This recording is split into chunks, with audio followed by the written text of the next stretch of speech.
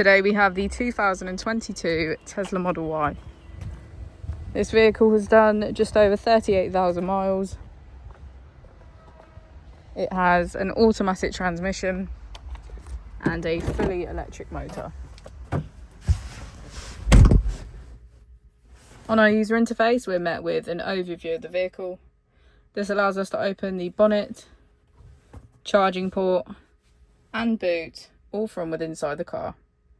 If we click on the Tesla icon in the bottom right, we can access our controls, dynamics, charging, autopilot, safety, service and software.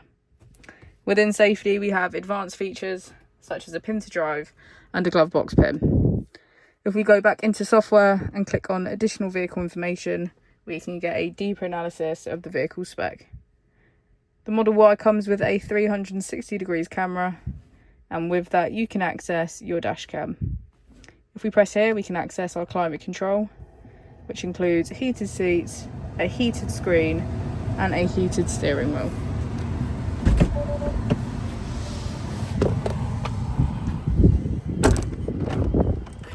As we go into the back of the vehicle, we can see that it has a full leather black interior and get a good view of our panoramic roof.